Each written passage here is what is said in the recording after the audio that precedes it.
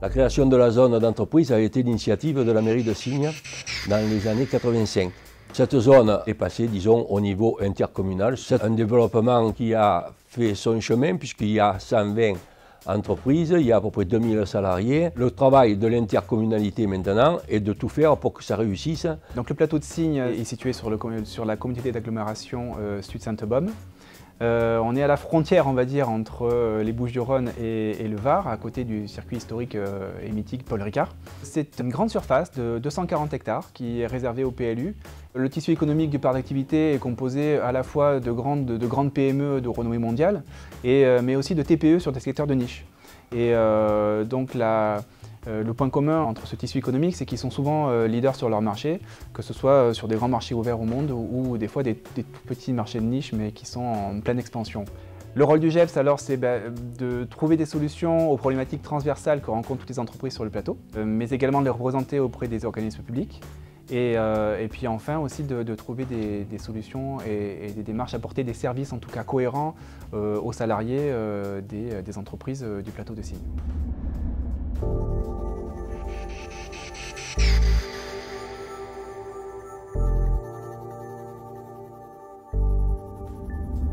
Nous avons voulu une zone de qualité qui soit dans un environnement agréable et où toute entreprise polluante, quelle qu'elle soit, sont strictement interdites. Nous avions donc un site qui était placé dans la nature et c'était au départ pour pouvoir faciliter ce qui était tout pharmaceutique, alimentation. La démarche d'excellence, alors en premier environnemental, on va dire, c'est imposé à nous.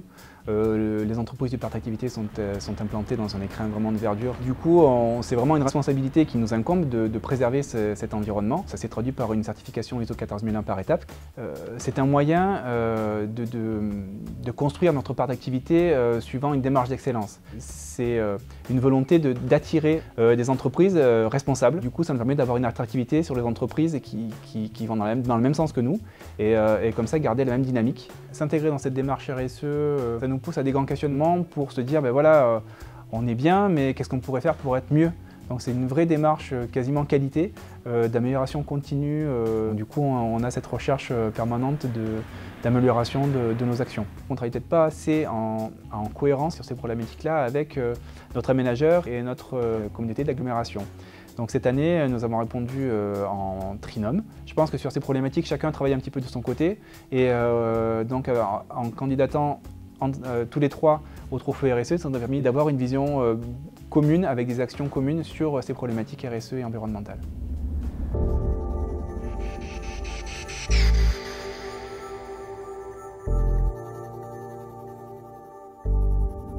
Alors Plateau Signes 2030, on va dire que c'est la traduction de cette démarche d'excellence tant environnementale que RSE sur une feuille de route. C'est une vision que les chefs d'entreprise au sein de l'association ont pour notre part d'activité à l'horizon 2030. C'est un pacte territorial qui a été signé par toutes les parties prenantes, aussi bien privées que publiques que politiques, et sur lequel tout le monde s'engage en disant voilà, à court, moyen et long terme, sur 4 axes que sont l'environnement, l'emploi-formation, les infrastructures et l'accueil de nouveaux salariés.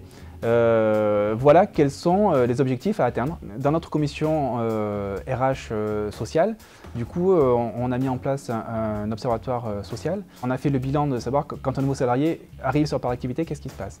Et on s'est rendu compte que au-delà vraiment du travail dans l'entreprise, eh ben, il y a tout un tas de choses qui en découlent. Et donc du coup, le GEPS s'est approprié cette problématique. Comment vous allez accueillir ces nouveaux salariés, qu'ils aient confiance de se dire bon, ben, je lâche un petit peu le confort d'être proche d'une métropole parce que eh bien, l'association qui gère le parc d'activité a réfléchi au bien-être non seulement de mon travail mais aussi de ma famille. On organise des événements pour qu'il y ait aussi une communication transversale entre les entreprises. On a des animations sportives, un GEPSathlon, voilà, c'est un biathlon qui fait rencontrer toutes les entreprises. On a un tournoi de pétanque, donc c'est un peu plus festif. Donc on essaye de coupler aussi la communication inter-entreprise pour que tous les salariés puissent se rendre compte que ben voilà, ils font partie d'un ensemble en fait.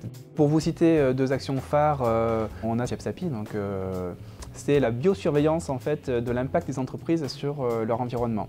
C'est une escouade de 100 000 abeilles qui, au travers de 6 ruchers qui sont disposés sur les entreprises, qui vont partir prélever en fait 3 km autour de leur rucher. Du coup, ça nous permet, en prélevant 3 fois par an un pool d'abeilles et de les passer dans un spectrographe de masse, de connaître vraiment, de rechercher les polluants que pourraient induire les entreprises sur l'environnement. L'association a eu à cœur, bien sûr, de trouver des solutions aux problématiques des entreprises, mais on s'est dit que les salariés aussi devaient trouver un intérêt dans cette association. Et donc on a développé une conciergerie d'entreprise qui propose des services aux salariés à des prix bien sûr intéressants puisque groupés. Et on fait vraiment travailler l'économie locale pour ces services apportés aux salariés. Notre action de l'association du GEPS, c'est de développer des achats mutualisés. Donc ça répond vraiment à une problématique on résout un problème commun que rencontrent toutes les entreprises. On achète en commun, on fait baisser les prix pour acheter mieux et moins cher. Donc c'est vrai qu'on a une gamme assez étendue d'achats mutualisés. Le premier gros poste a été les déchets, puisqu'on achète les déchets en commun, avec un cahier des charges bien précis, c'est-à-dire qu'on impose de décliner à la fois les tarifs et les prestations à toutes les entreprises du parc activité, qu'elles soient grosses, moyennes ou très petites. Et donc ça a répondu vraiment à un besoin des petites entreprises qui ne trouvaient pas de prestataires pour venir chercher leur petite quantité de déchets qui étaient potentiellement dangereux. Et là, c'est pris dans une tournée qui est complétée, sur lesquelles on fait diminuer le bilan carbone aussi. Après, on a acheté tout ce qui est un peu plus classique, on va dire, les fournitures de bureau, la téléphonie, les contrôles périodiques obligatoires. On est en train de développer les contrôles extincteurs. On est toujours à l'écoute en fait, des entreprises qui disent nous, on est intéressés pour acheter en commun telle prestation ou tel article. Et bien, du coup, voilà, on lance l'achat mutualisé. La crèche interentreprise, ça a été le premier projet partenarial entre le GEPS, la CCI et la commune de Signes. Et donc on a une quarantaine de berceaux disponibles pour les salariés du parc d'activité. Et le but est encore une fois de fidéliser les salariés, de leur apporter un vrai service du coup, et puis de réduire les temps de trajet. Il y a maintenant le conseil général aussi qui fait des navettes de car, ce qui facilite énormément l'accessibilité. On va avoir une réunion sous peu avec la présence de la Chambre et du GEPS pour essayer d'améliorer les tournées sur cette zone.